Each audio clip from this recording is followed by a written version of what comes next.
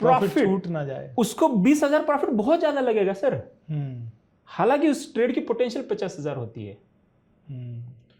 अब 20 में या 16 में उसने फोमो में लॉस प्रॉफिट बुक कर लिया, जो रिमेनिंग अमाउंट है 50,000 माइनस 16,000, वो रियल लॉस है सर जी। बट ये कैलकुलेशन में आता ही नहीं है।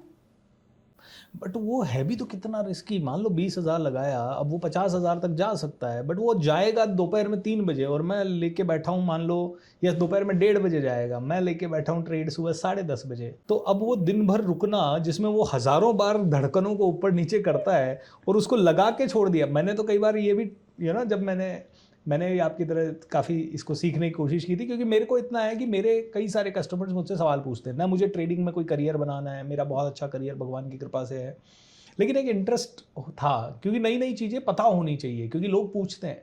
तो मैंने जब कई बार ऐसा भी सोचा है, कई ट्रेड पंडितों के साथ बातचीत करके, कि ठीक है भाई, आज ये ऊपर जाएगा, 50 पॉइंट ऊपर जाएगा, लगा के भूल जाओ। लगा के 1 घंटा भूले जब तक, तो देखा तो आपकी कैपिटल आधी हो रखी है, और वो ऊपर भी जा रहा है, तो उसमें वो जो डिके है, प्राइस डिके, जिसको थीटा बोलते हैं, वो भी हो रहा है।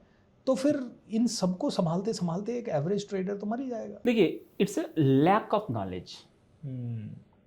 थीटा कब डोमिनेट करता है? जब एक्सपायरी 10 दिन 15 दिन हो तो। अगर उसका डेल्टा सही हो, डेल्टा यानी कि डायरेक्शन में, सिंपल बोलता हूं सर, मेरे पास कार है, ओके, कार में जो स्टीयरिंग है वो है डेल्टा, ठीक है। अब कार में जो फ्यूल है, पेट्रोल, वो है थीटा जी। रोड का कंडीशन जो है वो है वेगा, करेक्ट, ठीक है। एंड जो एक्सेलरेटर है वो है गैमा, ओके।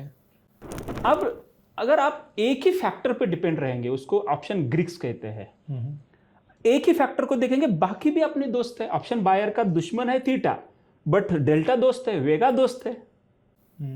वोलेटिलिटी जब बढ़ती है तो प्राइस भी बढ़ते हैं जी, मोमेंटम आता है तो प्राइस भी बढ़ते हैं।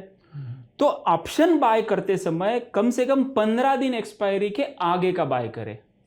अच्छा, मतलब आज मैं जो ट्रेड लूं ऑप्शन ट्रेडिंग में, ऑप्शन बाइंग में, वो आज जो मार्केट खुला हुआ है कॉन्ट्रैक्ट, उसका लूं ही नहीं इस वीक वाला।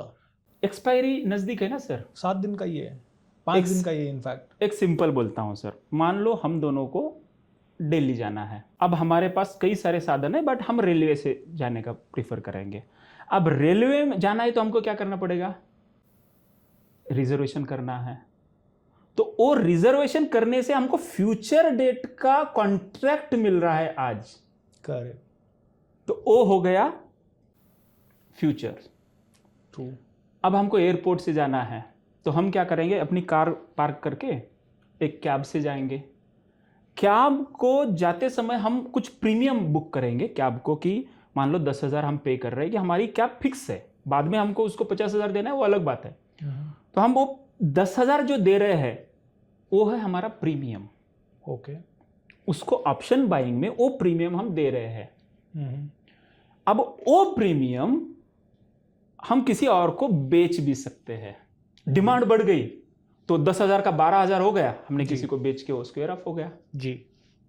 तो हम जो एक्सपायरी 15 दिन 1 महीने की रखते हैं ऑप्शन बाय करते समय, थीटा हमारा कुछ बिगाड़ कोई दिक्कत नहीं सकता।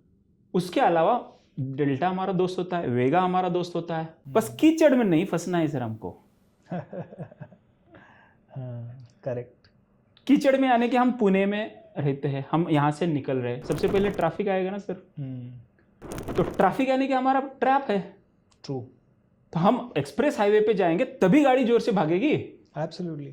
तो लेकिन ट्रेडर गलती क्या करते हैं? ट्रैफिक में ही ज्यादा क्वांटिटी डाल देते हैं। अब वहां पे आगे पीछे में वो लॉस में निकल जाते हैं। जब हाईवे में जाने की बारी आती है उनके पास कैपिटल नहीं रहता है। नहीं है। तो मान लो हाईवे पे गए, मतलब 2 महीने बाद का, 1 महीने बाद का हमने कॉन्ट्रैक्ट लिया, तो 1 महीने बाद का जो कॉन्ट्रैक्ट अगर हम लेते हैं, तो उस पे भी आज अगर मैंने वो कॉन्ट्रैक्ट एग्जीक्यूट किया तो उसमें भी मेरे को आज ही प्रॉफिट मिल सकता है। यस। वाओ। मान लो आपने आज रेलवे का रिजर्वेशन किया, 5,000 रुपये हमने पे किया। करेक्ट।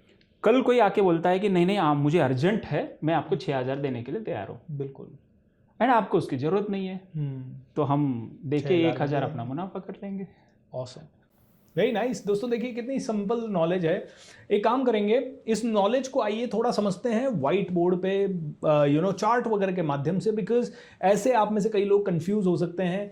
तो अनिल जी से कुछ रियल सवाल होंगे इस रियल टॉक में, और आप में से हर एक व्यक्ति इस पॉडकास्ट को ना बहुत बहुत ध्यान से देखे।